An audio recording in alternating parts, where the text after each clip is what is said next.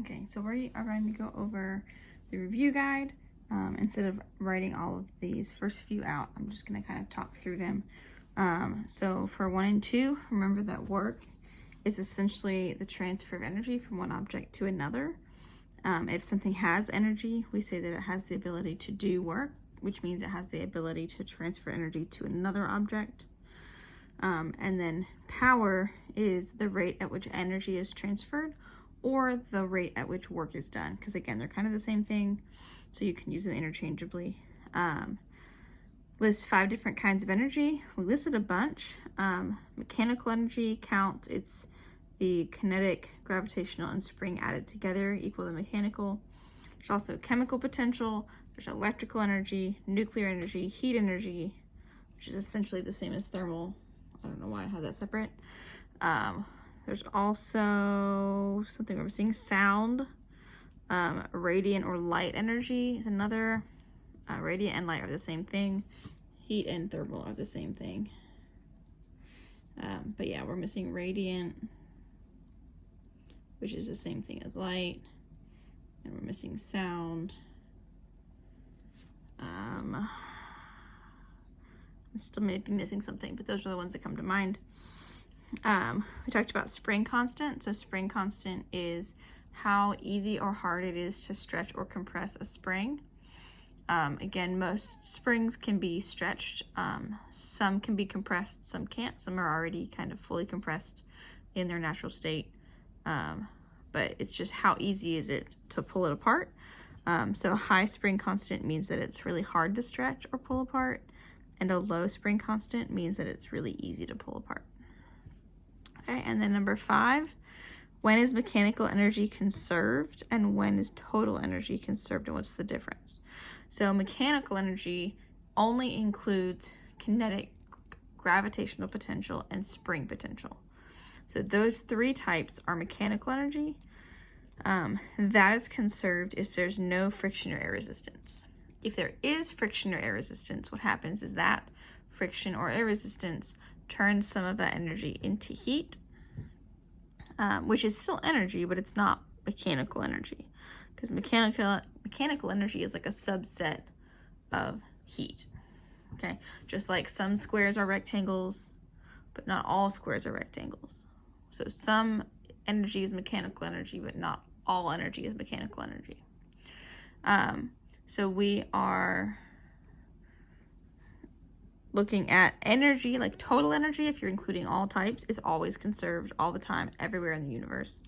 But mechanical energy will only be conserved if there's no friction or air resistance to turn that mechanical energy into something else, into another form of energy. So then for the problems, let's work those out. So let's see. So number 6, it says find the work and power required to lift a 4.5 kilogram object, a height of 1.3 meters in 2.5 seconds. Okay, so you've got a few facts, and then you've got 2 different approaches that you can take for this problem. So for number 6, we know we have a mass of 4.50 kilograms. We know we have a height of 1.30 meters. And we have a time of 2.50 seconds. Okay, so those are your 3 facts. And then again, there's 2 different approaches that you can take. So the work could either be force times the distance, or it could be a change in energy. I'll show you both. Either way is the same. So force times distance, the force you have to exert, so we'll go both directions with this. The force you have to exert is going to be equal to the force of gravity. You have to be able to lift it, so you need to be able to exert the same force as the Earth. And then the distance is the same thing as this height. So this could be h or d depending on which form of the equation you're using. So it's going to be m times g times d. So 4.5 times 9.8 times 1.3. And that gives you an answer of 57.33. Now, if you're doing change in energy, if you lift something, you're giving it gravitational potential energy. So gravitational potential energy is UG. So we're going to say like how much gravitational potential energy is gained. So mgh will be how we do that, which is 4.5 times 9.8 times 1.3. So same answer. Same thing. Okay. Now from here, so we round that to 57, and this is work or energy, which is going to be measured in joules. I guess technically I gave you 3 sig figs. We could call that 57.3 if we want. But the 9.8 has 2, so I would take either one on that, 57 or 57.3. So that's our work. And then our power equals our work over time. So it's just taking the 57.33 divided by 2.5 seconds. We get 22.932. This is power, so it's measured in watts, which again, capital W in an equation is work, capital W as a unit is watts, which is in power. So this, you could round to 22.9 or 23. I would take either one. Oops, not P, W. We just talked about this. So that's your power. It's just work or change in energy over time. So we get to 7. 7 says, how quickly would you have to climb a 2.1 meter staircase? So 2.1 meter staircase. If your weight is 625 newtons, so force, to have a power of 550 watts. Okay, so same idea as the last one. Power is work over time. So in this case, this could also be D. So in this case, we know the force. So I'm going to go force times distance. And we are solving for how quickly, so that's a time. So we're solving for T. So if I just move the FD over, then I end up with 1 over T, which technically you can do if you make sure you flip it. The thing that I do more often, just because people are less likely to mess it up, is start by getting the T on the top of the equation. So multiply the T over. So we have force times distance equals power times time. So then if we're looking for time, we just divide by the power. So you get force times distance over power. So that's 625 times 2.1 divided by 550. If we do that, then we get 2.3864. So I would round that to 2.4, and this is time, so it's seconds. Okay. And number 8. So number 8.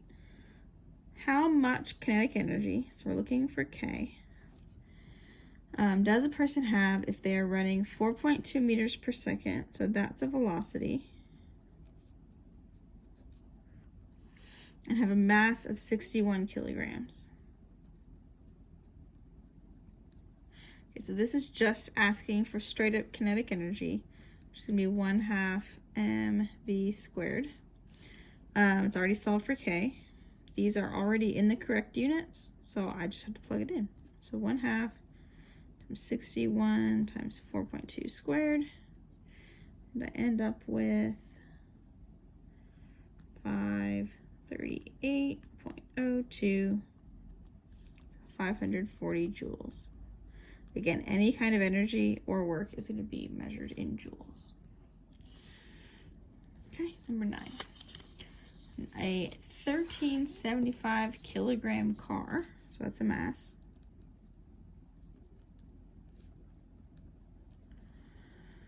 has 107,000 joules of kinetic energy. It's not uncommon, by the way. That's why we sometimes use kilojoules. We kind of talked about that briefly. Sometimes we use that. So 107,000 joules of kinetic energy. We want to know how fast it is traveling. So same equation as the last problem. except now this time we're solving for V instead of solving for K.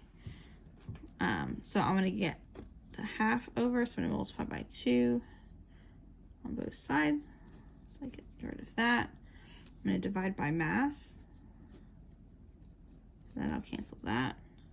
So I'm left with V squared equals 2 times K over M. And then I need to take a square root to get rid of the squared. So that cancels. So it's going to be the square root of 2 times 107,000 divided by 1375. So do that math, and I end up with 12.475, and that rounds to 12.5 meters per second. That is number 9. Number 10. Can I get the page to turn? Okay, number 10. So 10 says, what is the spring constant? So we're looking for little k. I'll try to write it where you can tell the difference between the two. This is 10. What is the spring constant of a spring that stores 0.75 joules of energy when it's compressed 5.7 centimeters? So this is your spring potential energy, and then this is your delta x, or your x. It's the x in the spring equations is a delta x. Okay, so we're looking for k. We know US, so US is 1/2 kx squared. So I'm going to solve this for the little k. So I'm looking for this one. So I'm going to multiply by 2 on both sides. And then I'm going to get rid of the x squared. Now keep in mind, the x is squared, not the k. So I'm not actually like taking a square root here. I'm just moving the x squared all over. So I divide by x squared. Somebody did that on the last test. You took a square root when you actually were solving for something that was not squared. I'm sorry if this is going out of focus sometimes. So my k is going to be 2 times 0.75 divided by, now this x needs to be in meters. This is not in meters. So when you do the conversion, it moves 2 decimal places. So that means this ends up being 0.057 meters. So when I plug it in, that's not a very big number. 0.057 squared. So when I do that math, I get 461.68. So that's 460, and that's newtons per meter is the spring constant. Now again, we talked about this briefly in class. For a spring constant, your reasonable values are going to be really anywhere from like 10 to 10,000. It's a huge range. They should be positive, but it's a wide range of values depending on your spring. So it's kind of hard to tell if it's a reasonable number or not, because pretty much anything can be reasonable. It shouldn't be like times 10 to the -7th or something like that. That would be wrong. So 11, find the mechanical energy. So keep in mind, mechanical energy is kinetic plus spring potential plus gravitational potential. So we need to figure out which ones do we have in this problem. We'll add them up. So we have a 45 kilogram child. I'm going to write this over here since I kind of already started the problem.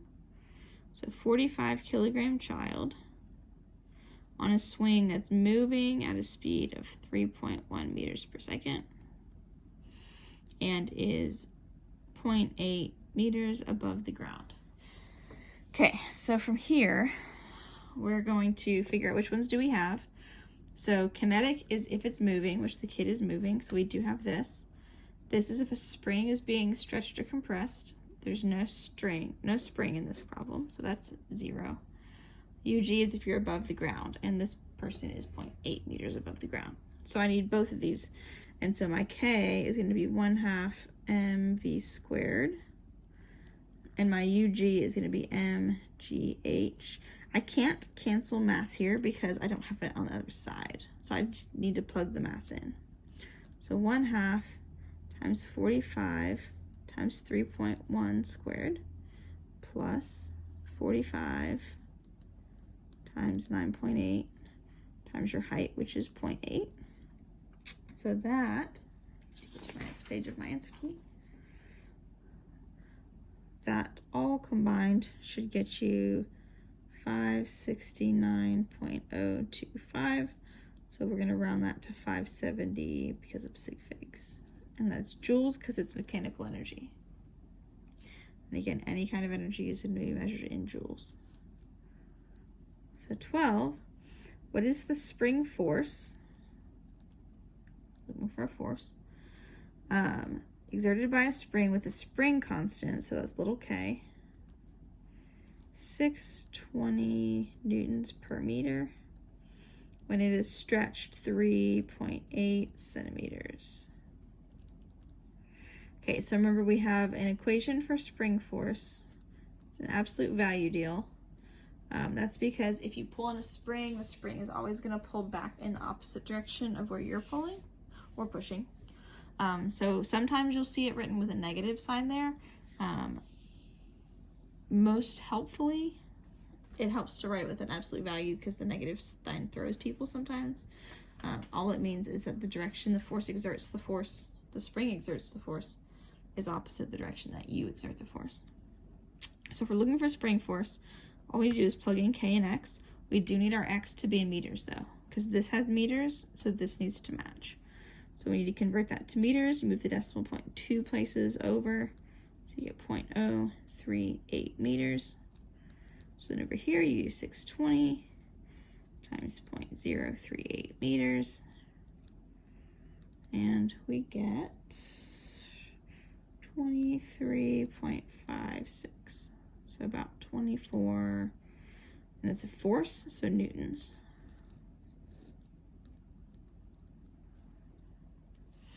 And then 13, same problem, well, it's related. It says, what's the energy stored in the spring? So now we're looking for US. You do need to be careful with spring equations because you need to pay attention to whether it's looking for a force or an energy, because there are two different equations with the same letters in them. So just be careful. So the US is going to be 1/2 kx squared. So this is going to be 1/2 times my 620 times my 0.038 squared. And I get something, 0.44764. So with our sig figs here, we would run that to 2 sig figs, which would be 0.45, and that's in joules because it's an energy.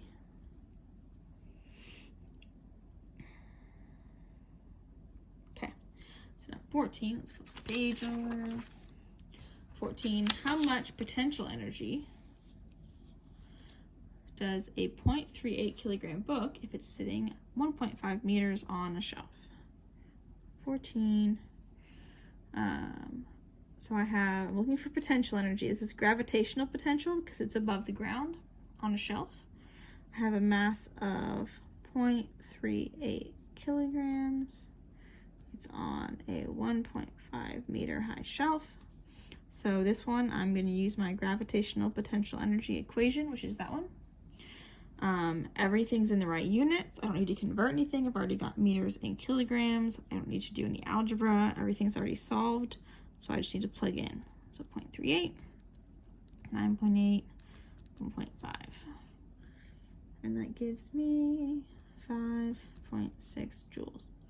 By the way, some of these that are more just like plug in the numbers on the test are going to be multiple choice. And then some of the longer ones will be more written out. So just giving you a heads up on that one. So then 15, if the book and problem 9 were to fall on the floor, that's what I made another page for this. This is a conservation problem. So I'm going to be doing like 2 different parts of the situation.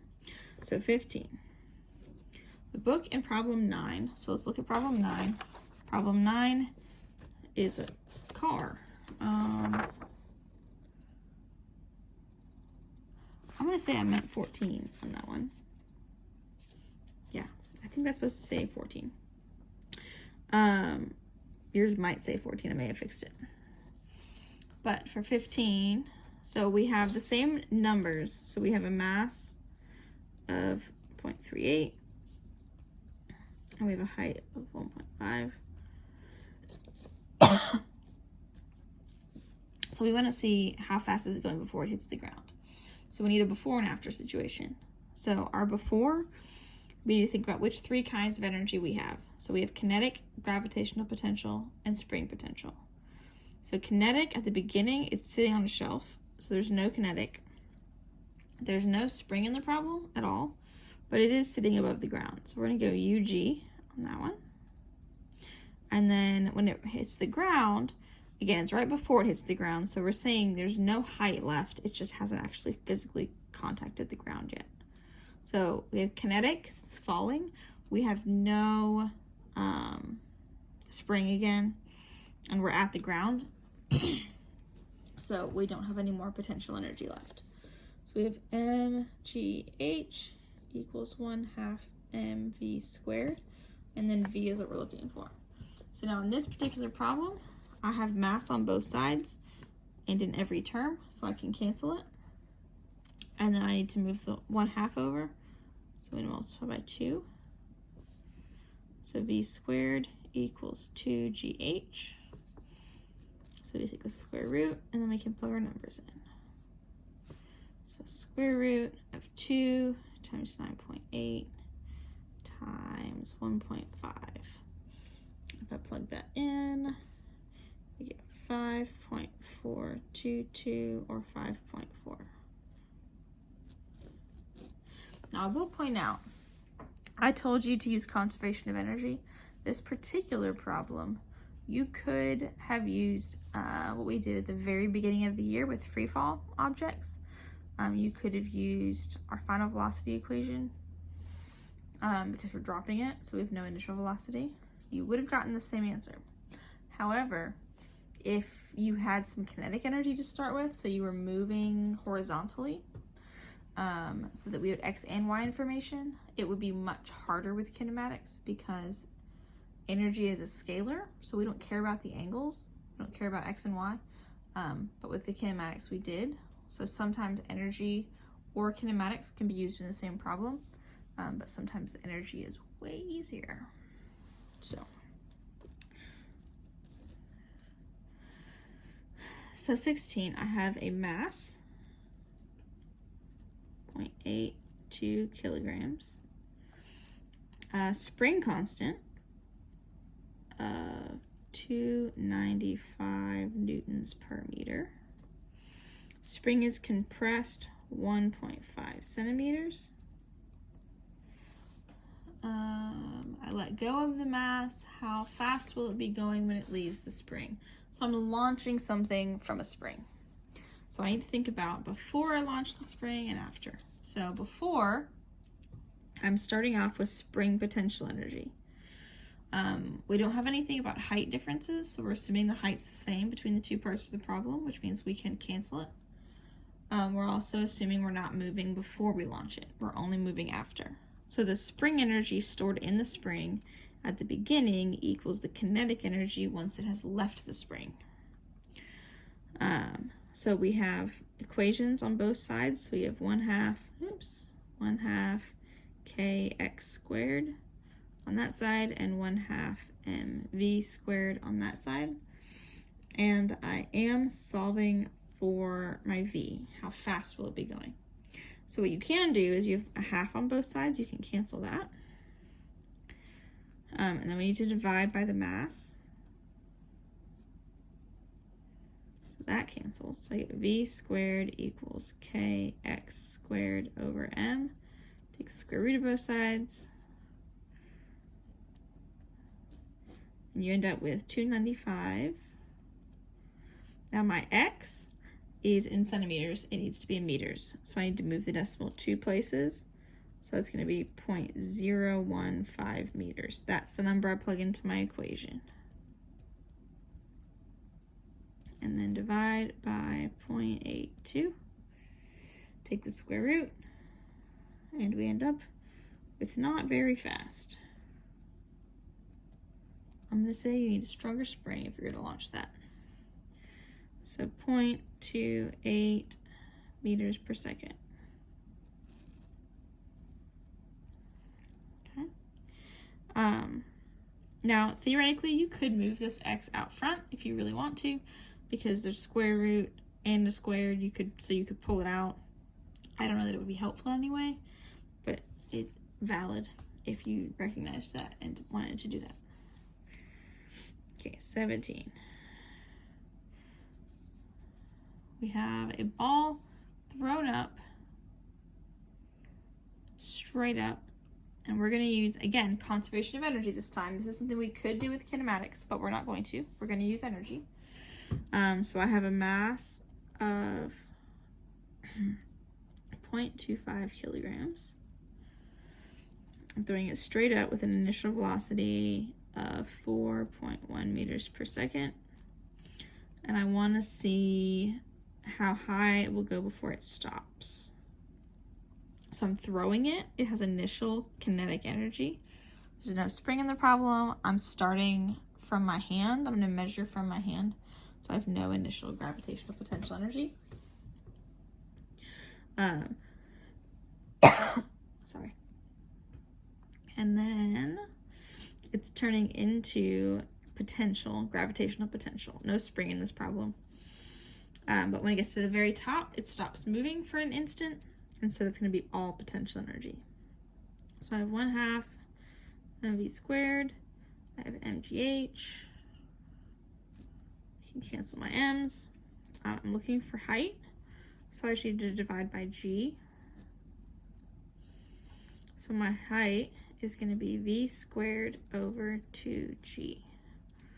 So it's 4.1 squared over 2 times 9.8. I get 0.85765. I would round that to 2 sig figs, so 0.86 meters. Not crazy high, but that's also not all that fast for a ball. I'm gonna grab my drink real quick.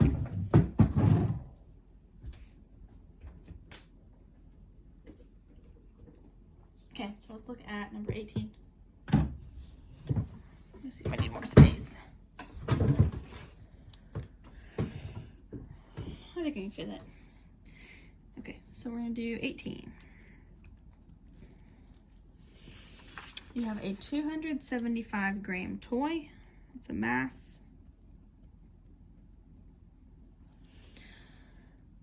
I have a spring constant, 380 newtons per meter.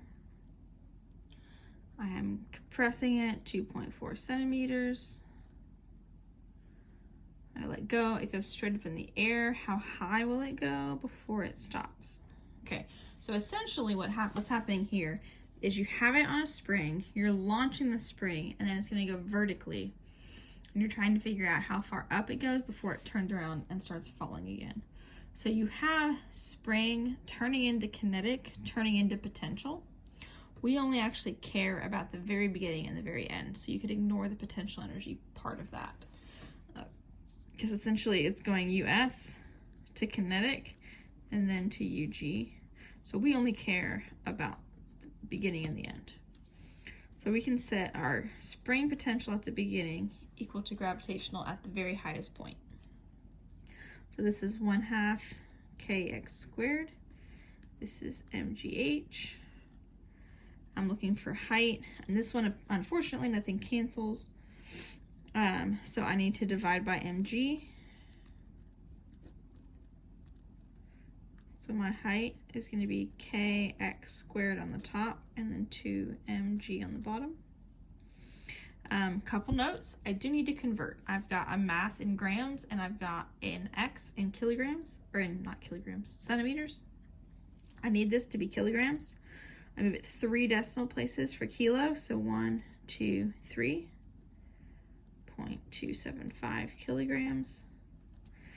This one, centi, is 2 zeros, so I move it over 2, we get 0.024 meters. Now I can plug numbers in. So I have 380 times 0.024 divided by 2 times 0.275 times 9.8. Plug that all in.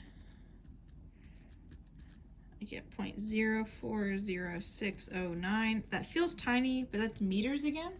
So keep in mind that's like 4 centimeters. So that's the width of your hand. So it's not nothing. It's still not a ton, but it's not nothing. So 4.1, yeah, meters, or you could give me 4.1 centimeters.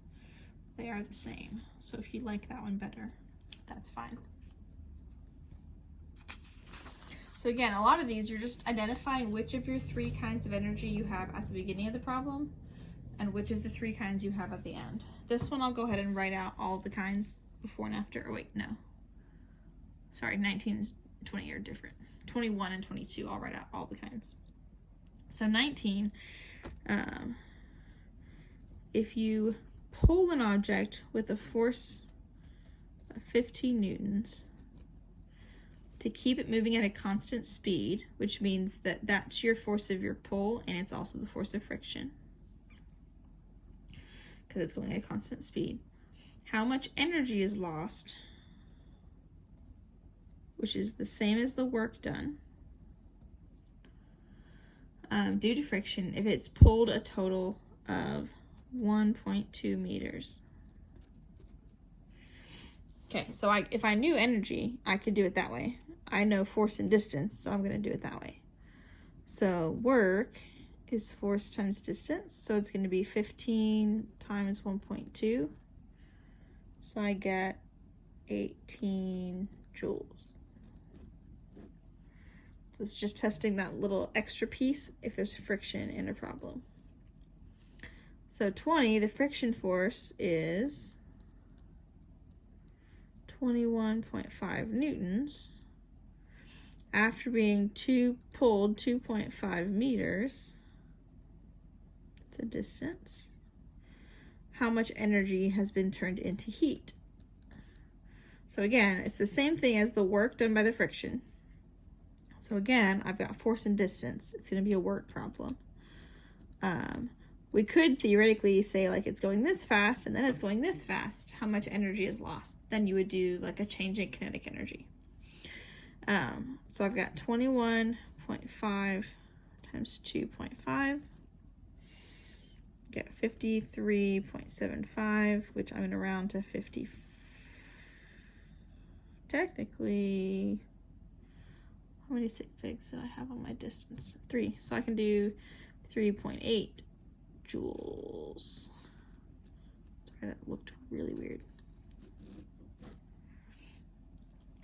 Okay, so then 21 and 22 are going to combine all of this. So 21. Pictures are often very helpful with these, so feel free to sketch whatever you need to sketch. So I have a 50-gram block, so that's a mass. It's also a mass I'm going to need to convert, so I'm going to go ahead and do that. So this, I move the decimal 3 places and I end up with 0.050 kilograms. Launched from a spring with a spring constant of 690 newtons per meter. It is launched horizontally across a table where it slides 3 meters before leaving the table. So it's a distance or a delta x depending on the problem. What equation we're using. It's a distance of some sort. The spring is initially compressed 4 centimeters. So this is not a spring, so this is going to be your spring. So 4 centimeters. That's going to have to be converted, so I'm going to go ahead and do that. Move the decimal over 2 spots. Block is traveling at 2.1 meters per second. It reaches the end of the table. Find the average friction force on the block during that time. So this may be hard to picture, so let's draw a little sketch. So I've got a table. It's a pretty long table. It's 3 meters. It's like 12 feet. Got a table. I've got something set up over here. And there's a spring attached to it. Squiggly spring. This is a common physics kind of problem. They use a spring to launch a thing on a table. So I'm gonna launch it. It's gonna go this way. I know when it leaves the table, it goes 2.1 meters per second. Now, technically, I'm on a table, so I'm not on the ground, but my height didn't change from the beginning to the end because we're asking about another point on the table. So I can't ignore the gravitational potential energy because I can just say that the table is 0. I'm going to measure the heights from the table, so my height is 0 for both places. So if we want to find friction force, we know there's got to be a friction in the problem somewhere. So we need to think about, again, what kinds of energy are there before and what kinds are there after. So we've got spring, potential, and kinetic. So kinetic isn't moving. At the beginning, before I've launched it, it's not moving. At the end, when it leaves the table, it is moving. At the beginning, I do have a spring that's being compressed.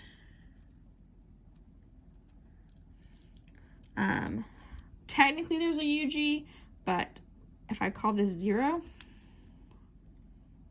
then there's no UG anymore.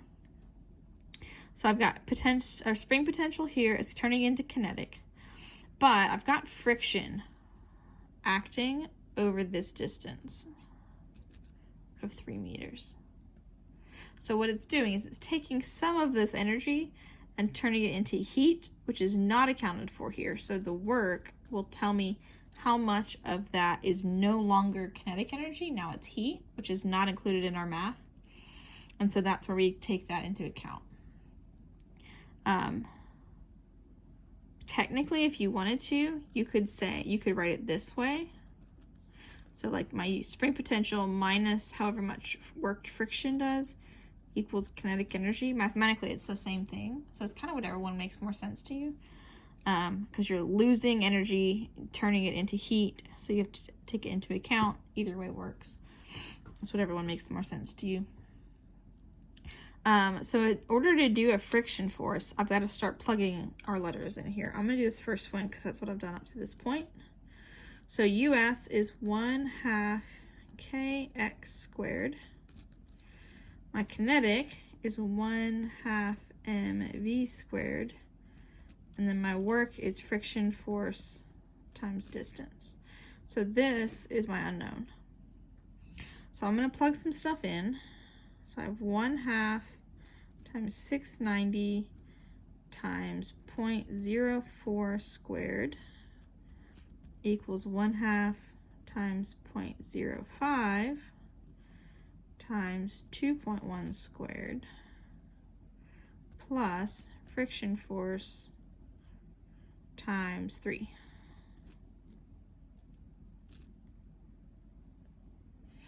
So if I do some math on this, I flip to my next page of my answer key.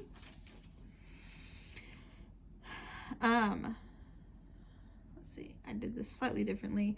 I end up with, if you do this and subtract this over, I didn't write my intermediate number down, and I don't have my calculator out. So you end up with 0.44175. If you do this minus that. So if you multiply all that, and subtract it over, you get this. So then you try to divide by 3. And your friction force is 0.15 newtons, which is almost frictionless. That is not a lot of friction. Because keep in mind how much a newton is. It's not very much. Remember we held a little bit of cat litter in a bag at the beginning to see how much stuff that actually weighs. So that's 21. And then let's do 22. I'm gonna get another sheet of paper. Or not. Cut them out. Okay. I'll do it here. 22.